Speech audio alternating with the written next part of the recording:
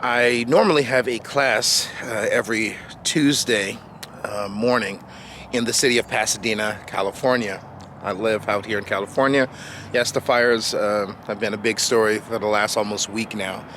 So it's currently Tuesday, and I'm here in Grant Park here in Pasadena, and I just wanted to show you guys some of this because I I did not expect all of this, but this park is one of those parks that it's small, but it's a nice little community of people that typically walk their dogs here and things like that. And I just wanted to show you some of what I'm seeing here. And I mean, I'm looking at a lot of the branches that apparently have fallen. And this is just Pasadena, California. This is that fire territory over here. But I guess the winds over the last week has knocked down a lot of these branches. I don't see any actual trees that were knocked down, but I guess the city cleaned it up and are in the process of dealing with all of this. But I'm looking at this park, and it's just interesting because usually this is one of those parks that's pretty clean, pretty nice, well taken care of. But I guess with everything that's been happening this past week with the fires and the weather, and I believe, if I'm not mistaken, most of the parks that are in Los Angeles County, it's been recommended not to go to them. I think the city has mentioned something like that, but I'm looking at just over here, and I mean, this is not even like fire territory, but this is just some stuff I thought was very interesting. Now, what's interesting about today is I actually have a soccer class to teach sometime this morning in about 2 hours, and I'm not entirely sure if the parents will be motivated to come with everything that has happened. In fact, I even contacted my job yesterday to inquire why is my class still scheduled with everything that's happening, and the administration team assured me that we're still moving forward with our class. So it's supposed to run here in the middle of the park. But yeah, I'm just not sure if anybody's going to be motivated to want to come today with everything that I see here. It's almost like everyone collectively decided they're not going to be walking their dogs over here. They're not going to be hanging out. Sometimes I see kids that are, playing and enjoying the structures over there, and I don't see any of that. I know my job is they have a very special mindset, so they typically don't care to call off classes so easily. I mean, our policy is like, even rain or shine, you show up. So I'm not really that surprised. One thing I wanted to discuss is just a few things that's on my mind just with everything that has happened this past week. And I'll ramble a lot, so please forgive me. I think that every year or every other year, California gets brush fires. We deal with this regularly. So a lot of us, we don't really freak out when we hear about it initially. I know I didn't last Tuesday when I was hearing about the fires, and I figured, it's that time of year and the firefighters are going to just knock that out, and that's going to be that. And as it continued to grow, and as it continued to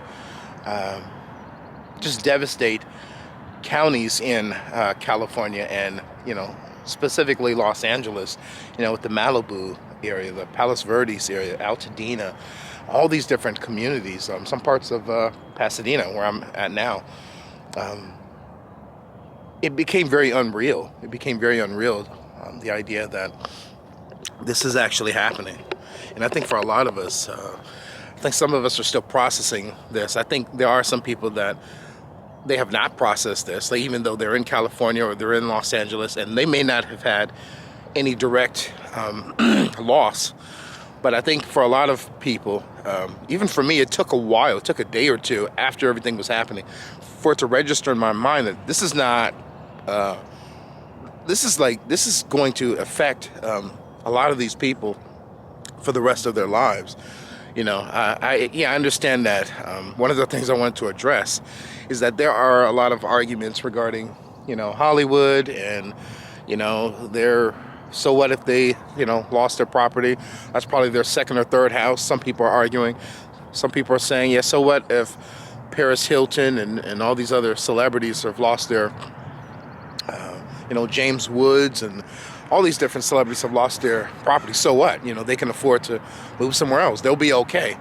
And I think that we're missing the point, especially for many professing Christians. I've actually talked to a lot of Christians that seem to have this disregard for what has happened.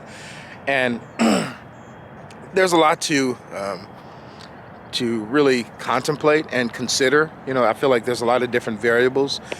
You have one extreme where people are thinking, well, this is natural, this is Mother Nature, this is, I don't believe in Mother Nature, Christian.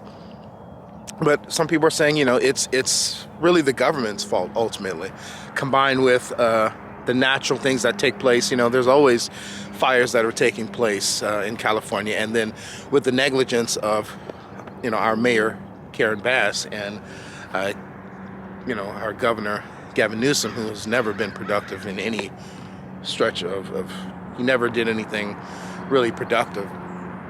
But we look at a lot of the negligence of not having water in the fire hydrants. We see a lot of just the negligence overall.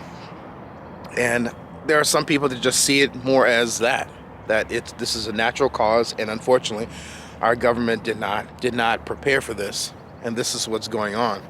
And then you have some people that are going the more spiritual route, that this is obviously God's judgment, that in Los Angeles there are a lot of people that are, in Hollywood and Malibu that are godless, that they think that they are God, they are rich, that they have all these wonderful things already, that they can afford to do all these things, and this is God's judgment punishing them. And I think that there are a lot of things that we have to consider when it comes to considering, is that a possibility? Now, does God know that this was going to take place? Absolutely.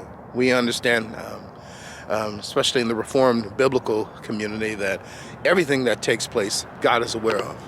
God is omniscient, that there is nothing that happens in this world without his knowing. He's always aware of what's going on. He's always aware. And we know that, for example, in Genesis 50:20, that Joseph said to his brothers when they, did these awful things to him, sold him into slavery, when they not only sold him into slavery, but, they beat him up, they envied him for him having this dream of he would be over them, he would have this authority over them. And already he was their father's favorite, which that didn't help the situation at all. But it really demonstrates that, we have to be careful. But what's interesting is Joseph, when he confronted them and revealed finally that he was the prime minister of Egypt, that he had this authority, and the only other person that had the authority over him was Pharaoh himself. He said in Genesis 50:20, what you intended for evil, God intended for good. And I think of this verse because this doesn't have to be something that's considered an act of God. God could have been observing this. There is something we would call in the Reformed community God's permissive will. There's I think according to R.C. Sproul, there are maybe 6 different ways of God's will that we see in the Bible. Some things, it's something that he asserted, that he wanted to happen. Other things, it's something that, we're doing and he's observing, but he's aware. There are different ways to really consider what's going on. But I think that the two extremes really is, you have some people that say this is a natural cause and the government was just happens to be negligent. And then you have other people that are saying God is judging California because they're godless.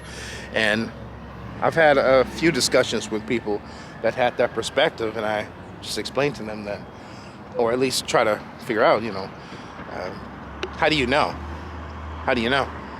How do you know? How do you know that this is God's will, that God decided to do this? How do you know with absolute certainty? And so I think my biggest concern is the disregard that there are a lot of people, including people that would profess to love Christ. There's this disregard they have for the loss of people who have lost their livelihood, lost all these things, and they're just kind of carrying on as if, well, you know what? They put themselves in this position, you know, this is God's will, and that's it. And I'm thinking to myself, would you still have that mindset if that was your house? Would you have that same mindset if that was your house? Would you say, oh, it was God's will, God decided to do it? You know, so it's just, if anything, I would ask, you know, people to be considerate of the things that these people have lost. Because yes, there are some celebrities that, you know, that was just one of 2 or 3 or 4 homes or properties that they owned. And yeah, they're not going to have, you know, Paris Hilton's not going to be homeless. But there are families in Altadena, California. This is a neighboring city from where I'm at in Pasadena. Altadena, to my understanding, was like 30% African American out there. You know, there are a lot of black and brown people over there as well. You know, our white Caucasian brothers and sisters, people that were not rich, people that didn't have a lot of money, that were in homes that was in their families for generations. They would never have had the opportunity to buy a home, you know, and just things to consider. There's so many different variables, and I think that it's very dangerous to just assume, okay, well, God wanted this to happen, so that's why it happened. You know, it's like sometimes we can wait until we reflect and consider different variables, and we can start reflecting, and after time has passed, and maybe we can figure out and say, okay, yeah, this seems like this is a God-given situation. But I think we shouldn't be so quick to judge these things.